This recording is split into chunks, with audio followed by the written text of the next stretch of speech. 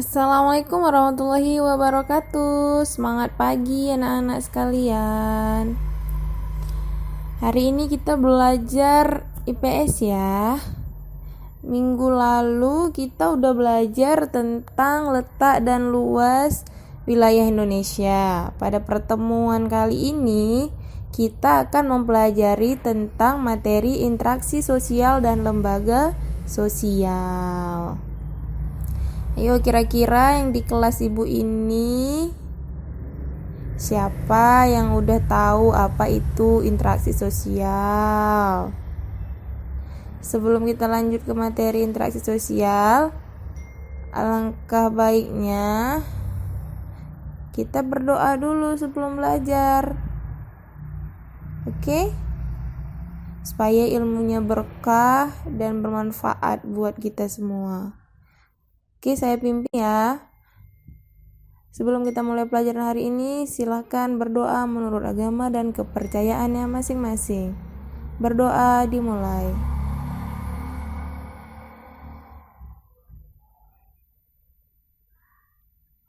Berdoa selesai.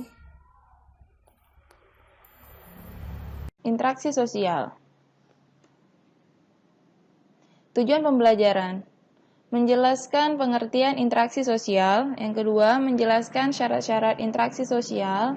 Yang ketiga, menjelaskan bentuk interaksi sosial yang asosiatif. Dan yang terakhir, menjelaskan bentuk interaksi sosial yang disosiatif. Sebelum kita masuk ke pembahasan pengertian dan syarat interaksi sosial, saya ingin memberikan sebuah wacana tentang interaksi sosial, bahwa salah satu ciri manusia adalah selalu hidup bersama manusia lainnya. Kehidupan manusia sejak lahir di dunia sampai akhir hayat di kandung badan terlibat di dalam interaksi sosial. Pada saat masih bayi, terlibat interaksi terutama dengan ibu atau pengasuhnya. Setelah besar, terlibat interaksi dengan tetangga, teman-teman sepermainan, dan teman-teman sekolah. Setelah dewasa, terlibat interaksi dengan teman-teman seprofesi dan seterusnya. Sangat sulit menemukan manusia yang menyendiri tanpa melakukan interaksi dengan manusia lain. Pada dasarnya, manusia selalu ingin berkumpul dengan manusia lain, selalu ingin bertemu, berbicara, atau ingin melakukan kegiatan-kegiatan lain dengan manusia. Melalui pergaulannya di masyarakat, manusia terbentuk sebagai makhluk sosial. Manusia disebut makhluk sosial karena ia memiliki gregarious, yaitu suatu naluri untuk selalu hidup dengan orang lain. Misalnya saja, nasi yang kita makan sehari-hari merupakan hasil kerja keras para petani. Rumah yang menjadi tempat tinggal kita merupakan hasil dari kerjasama para pekerja bangunan, atau mungkin tetangga kita yang sudah membantu untuk mendirikan rumah. Dengan demikian, manusia harus berinteraksi dengan sesama anggota masyarakat. Bertemunya seseorang dengan orang lain atau kelompok lainnya, kemudian mereka saling berbicara, bekerja sama, dan seterusnya untuk mencapai tujuan bersama. Kegiatan itu dapat dikatakan sebagai proses interaksi sosial. Sampai di sini, ada yang sudah mengerti tentang interaksi sosial? Oke, sekarang perhatikan gambar. Itu ada saya yang sedang mengajar di kelas menggunakan Infocus, media Infocus, untuk memberi materi kepada siswa-siswi saya. Oke, kita lanjut. Pengertian interaksi sosial adalah hubungan antara individu dengan individu, individu dengan kelompok, dan kelompok dengan kelompok. Sedangkan pada gambar yang sebelumnya, ini adalah hubungan interaksi antara hubungan timbal balik antara saya individu dengan kelompok. Oke. Jadi, interaksi sosial itu punya syarat. Tanpa syarat ini mereka tidak akan terjadi interaksi. Apakah syaratnya? Yang pertama itu kontak sosial. Apa arti kontak sosial? Yaitu bersentuhan atau berhadapan secara langsung maupun tidak langsung. Yang kedua, komunikasi. Apa itu komunikasi? Proses penyampaian pesan dari seseorang kepada orang lain yang dilakukan secara langsung maupun melalui alat bantu agar orang lain memberi tanggapan atau memberi respon.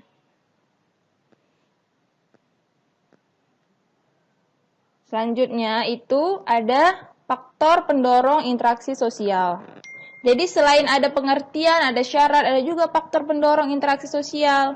Apa itu? Imitasi, sugesti, identifikasi, dan simpati. Mari kita jelaskan satu persatu pengertian dari faktor pendorongnya. Faktor imitasi merupakan proses seseorang mencontoh orang lain atau kelompok.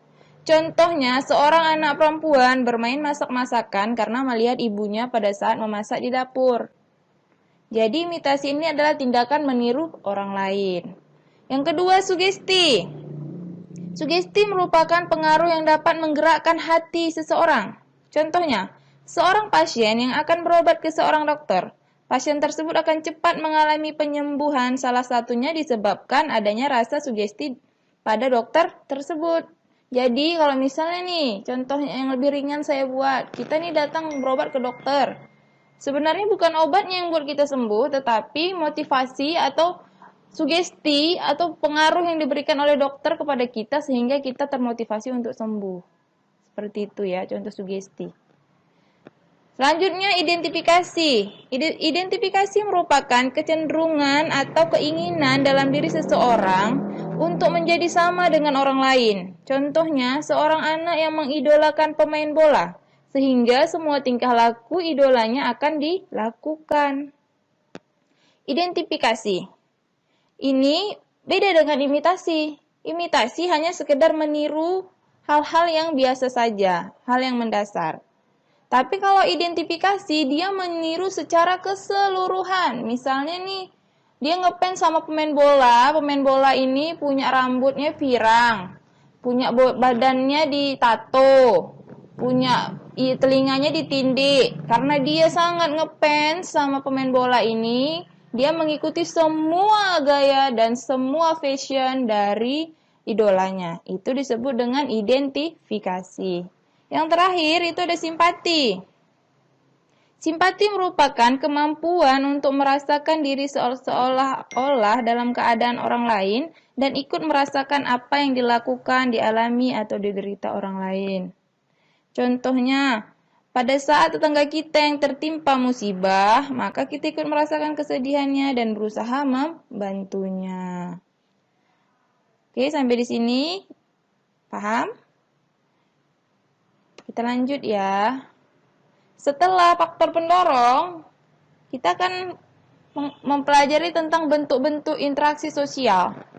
Jadi bentuk interaksi itu ada dua. Yang pertama proses asosiatif dan proses disosiatif. Proses asosiatif itu apa, Bu? Proses asosiatif itu adalah proses terjadi apabila seseorang atau sekelompok orang melakukan interaksi sosial yang mengarah pada kesatuan pandangan. Jadi dia mengarah kepada kesatuan asosiatif. Apa aja itu? Kerjasama, akomodasi, dan asimilasi. Kerjasama di sini dimaksudkan sebagai suatu usaha bersama antara orang perorangan atau kelompok manusia untuk mencapai satu atau beberapa tujuan bersama. Contohnya gotong royong. Sedangkan akomodasi apa?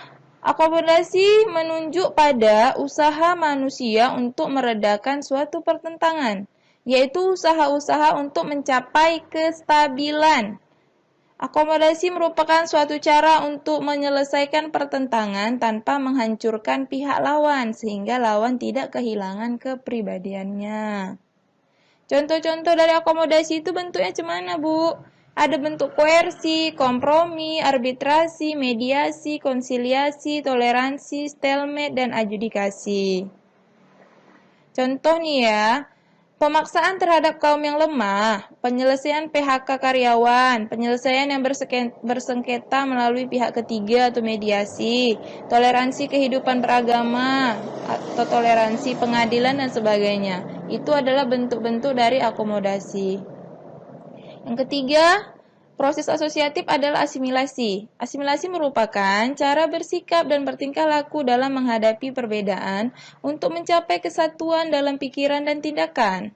Proses asimilasi dapat dengan mudah terjadi melalui beberapa cara, antara lain dengan sikap toleransi, sikap saling menghargai orang lain dan kebudayaannya, persamaan dalam unsur-unsur kebudayaan, serta perkawinan campuran. Contohnya adalah orang-orang dari Tiongkok yang tinggal di Indonesia. Warga Tiongkok yang sudah lama tinggal di Indonesia akhirnya bisa berbahasa Indonesia dengan sangat fasih.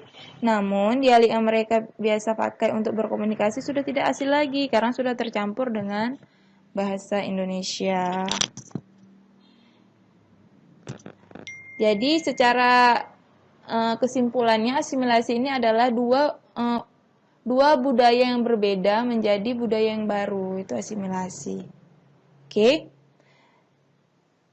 Yang kedua, proses disosiatif. Ada kompetisi atau persaingan. Pasti tahu lah ya kompetisi persaingan ini contohnya seperti sepak bola, itu termasuk persaingan ya. Terus kontravensi. Kontravensi itu apa? Kita tengok dulu ya. Kontravensi adalah sikap mental yang tersembunyi terhadap orang lain atau terhadap. Baik anak-anak, sampai di sini dulu materi pembelajaran kita ya. Semoga materi pelajaran yang saya berikan dapat dicerna dengan baik, diserap, dan digunakan dengan sebaik-baiknya, dan dapat bermanfaat buat kamu di masa yang akan datang. Apabila ada yang belum paham atau yang kurang paham, silakan boleh tanya saya melalui grup WA atau melalui aplikasi e-learning kita ya. Jangan lupa dikerjakan tugas yang telah saya berikan. Sampai jumpa minggu depan. Assalamualaikum warahmatullahi wabarakatuh.